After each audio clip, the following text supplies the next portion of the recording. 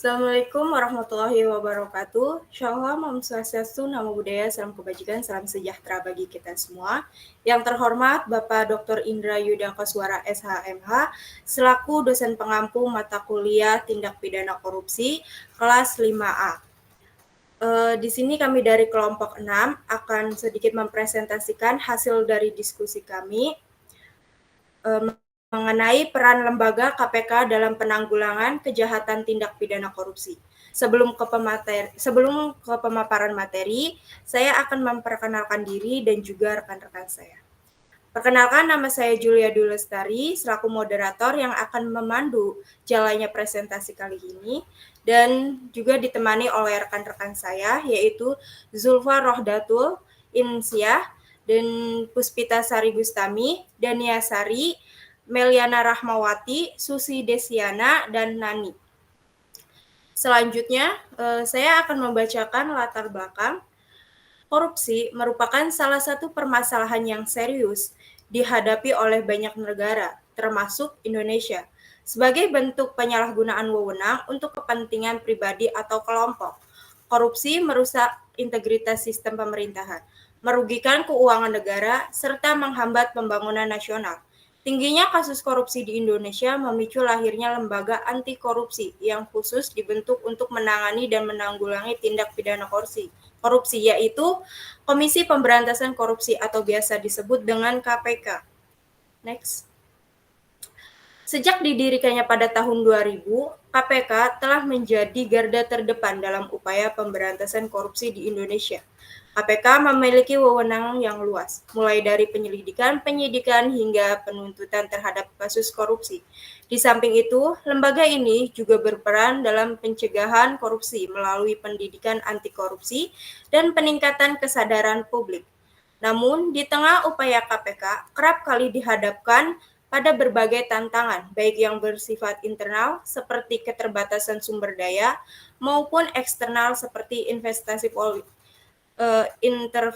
politik dan perubahan regulasi yang melemahkan fungsi lembaga ini. Next. Kemudian ada rumusan masalah. Rumusan masalah yang pertama yaitu bagaimana peran lembaga hukum dalam upaya pemberantasan tindak pidana korupsi. Rumusan masalah kedua, apakah tantangan yang dihadapi KPK dalam melaksanakan tugasnya sebagai lembaga anti korupsi, baik tantangan internal maupun tantangan eksternal. Selanjutnya akan dijelaskan oleh rekan saya berikutnya. Dipersilakan. Baik, terima kasih moderator. Untuk selanjutnya ialah pembahasan mengenai peran lembaga hukum. Di Indonesia sendiri terdapat lembaga-lembaga yang berwenang menangani tindak pidana korupsi, sehingga dalam pemberantasan korupsi membutuhkan kerjasama antara KPK dengan lembaga penegak hukum lainnya, seperti kepolisian dan juga kejaksaan. Meskipun KPK memiliki peran sentral dalam pemberantasan korupsi, kepolisian dan kejaksaan juga memiliki tanggung jawab yang sangat besar. Untuk mencapai efektivitas dan hasil yang maksimal, ketiga lembaga ini harus saling mendukung dan saling bekerja sama. Terdapat 3 lembaga yang berwenang menangani tindak pidana korupsi, antara lain kepolisian, kejaksaan, dan juga Komisi Pemberantasan Korupsi atau yang disebut dengan KPK. Kemudian untuk kepolisian, berdasarkan Undang-Undang Nomor 19 Tahun 2019 tentang perubahan kedua atas Undang-Undang Nomor 30 Tahun 2002 mengenai Komisi Pemberantasan Korupsi, KPK hanya berwenang menangani kasus korupsi yang melibatkan kerugian negara dengan nominal minimal 1 miliar rupiah dan melibatkan pihak-pihak tertentu seperti aparat penegak hukum atau penyelenggara negara. Kasus korupsi dengan kerugian di bawah angka tersebut menjadi tanggung jawab kepolisian dan kejaksaan. Berdasarkan pasal 13 Undang-Undang Nomor 2 Tahun 2002 tentang Kepolisian Negara Republik Indonesia, polisi memiliki 3 tugas pokok, yaitu memelihara keamanan dan ketertiban masyarakat, kedua menegakkan hukum, dan terakhir memberikan perlindungan, pengayoman, dan pelayanan kepada masyarakat. Untuk selanjutnya akan dijelaskan oleh rekan saya yang lain. Sekian, terima kasih. Yang kedua ada kejaksaan, yaitu kejaksaan memiliki wewenang eksekutif untuk melimpahkan perkara pidana ke pengadilan, menuntut pelaku tindak pidana, dan melaksanakan putusan pengadilan. Berbeda dengan lembaga penegak hukum lainnya, kejaksaan memiliki peran ganda dalam kasus korupsi. Mereka tidak hanya bertindak sebagai penuntut umum di pengadilan, tetapi juga memiliki wewenang untuk melakukan penyelidikan. Penyidik dalam tindak pidana korupsi pertama kali ditangani oleh penyidik kejaksaan maupun penyidik Polri. Selanjutnya, dasar hukum yang memberikan kewenangan penyelidikan tindak pidana korupsi kepada kejaksaan diatur di dalam pasal 30 ayat 1 huruf D Undang-Undang Nomor 16 Tahun 2004 tentang Kejaksaan Republik Indonesia yang berbunyi di bidang pidana, kejaksaan mempunyai tugas dan wewenang melakukan penyelidikan terhadap tindak pidana tertentu. Berdasarkan pasal tersebut, tugas dan kewenangan jaksa adalah melakukan penyelidikan terhadap tindak pidana tertentu. Berdasarkan undang-undang, salah satunya Undang-Undang Pemberantasan Tindak Pidana Korupsi. Selain itu, dalam tindak pidana korupsi, jaksa juga berperan penting untuk melakukan penuntutan terhadap tersangka korupsi. Selanjutnya, yang ketiga ada Komisi Pemberantasan Korupsi atau biasa dipanggil KPK. KPK didirikan berdasarkan undang-undang yang memiliki tujuan khusus untuk memberantas korupsi yang ada di Indonesia. Undang-undang memberikan KPK kewenangan yang luas dan independen untuk menjalankan tugasnya. KPK merupakan lembaga negara yang bebas dan mandiri dalam memberantas korupsi, yang tidak bisa diintervensi oleh pihak manapun, dan memiliki kewenangan yang luas untuk menyelidiki dan menuntut kasus korupsi. Dalam pasal 5 Undang-Undang Nomor 30 Tahun 2002, KPK menjalankan tugasnya berdasarkan 5 asas ya, yang pertama, asas kepastian hukum, yang kedua, asas keterbukaan, yang ketiga, asas akuntabilitas, yang keempat ada asas kepentingan umum, dan yang terakhir ada asas proporsionalitas. Materi selanjutnya akan dibacakan oleh rekan saya. Komisi Pemberantasan Korupsi atau biasa dikenal sebagai KPK.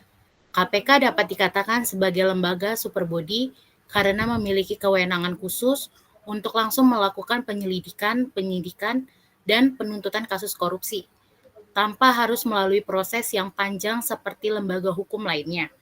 Hal ini sesuai dengan yang tercantum pada Undang-Undang Nomor 30 Tahun 2002 Pasal 6 huruf C.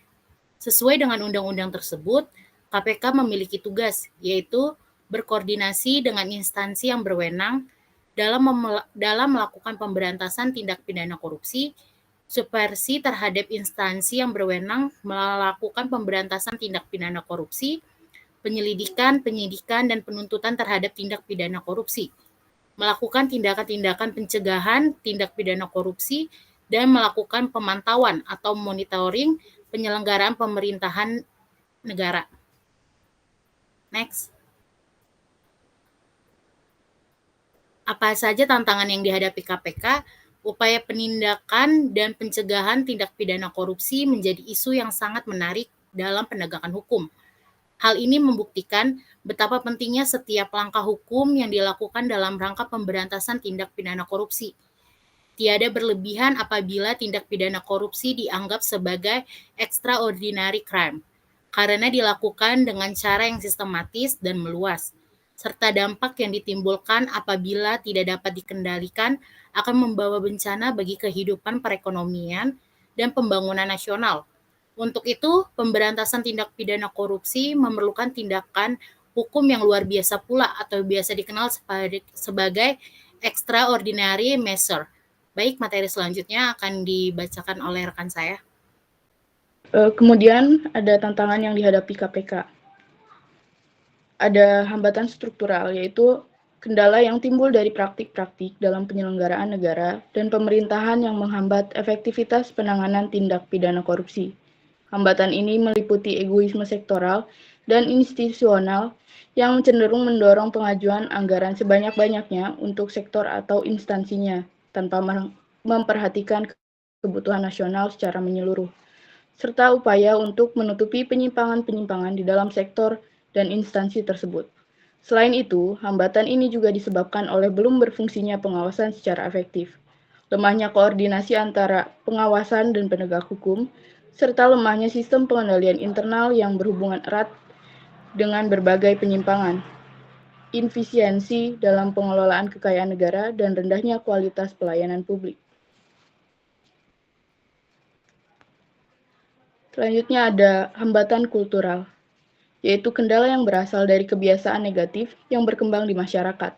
Hambatan ini mencakup adanya sikap sungkan dan toleransi di antara aparatur pemerintah yang dapat menghalangi penanganan korupsi, kurangnya keterbukaan pimpinan instansi yang seringkali terlihat toleran dan melindungi pelaku korupsi, campur tangan dari eksekutif, legislatif, dan yudikatif dalam penanganan korupsi, serta rendahnya komitmen untuk menangani korupsi secara tegas dan menyeluruh, serta sikap permisif acuh tak acuh dari sebagian besar masyarakat terhadap upaya pemberantasan korupsi.